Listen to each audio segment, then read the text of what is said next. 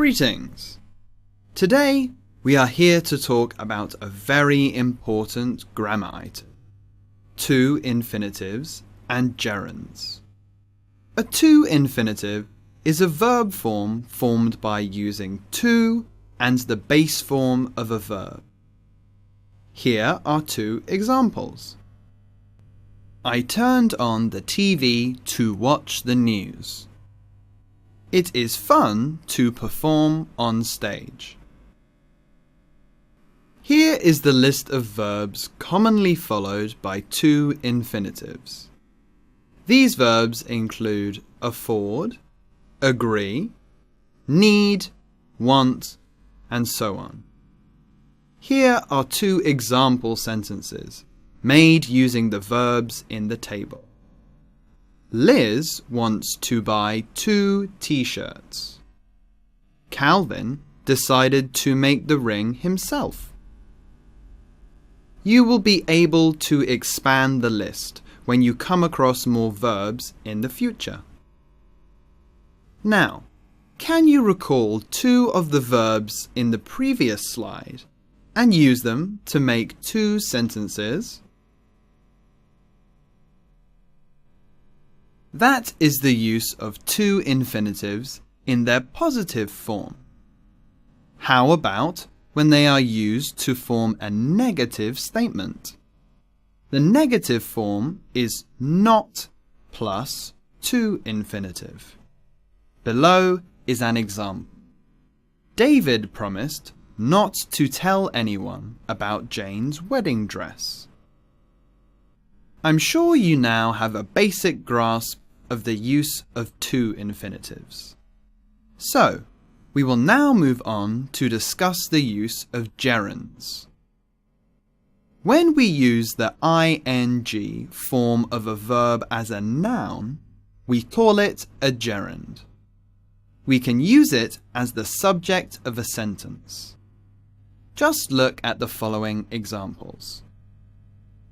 Reading is one of John's hobbies. Singing is a good way to relax.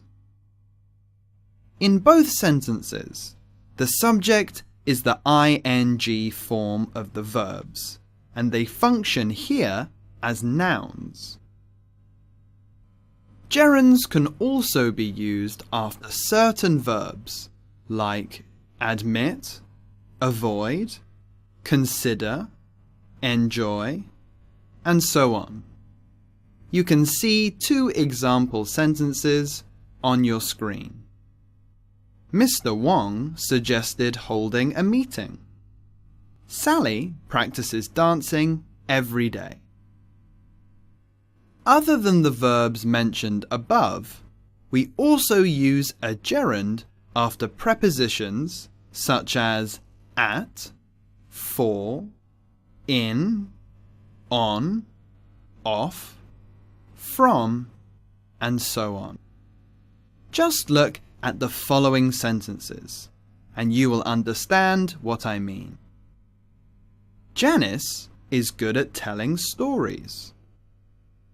Tam won a prize for designing pet toys. By now, you should already understand the basics for using to infinitives and gerunds.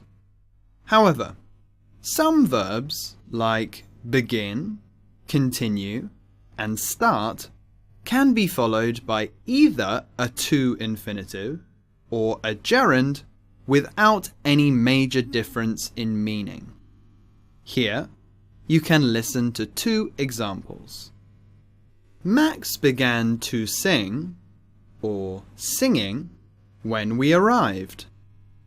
Judy continued to paint, or painting, the walls after lunch.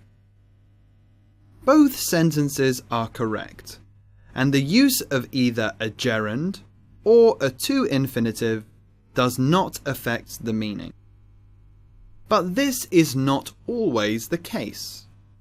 For some verbs, like love, hate, like, and prefer, they are usually followed by a gerund when used in a general sense, whereas a to infinitive is more often used for a particular situation.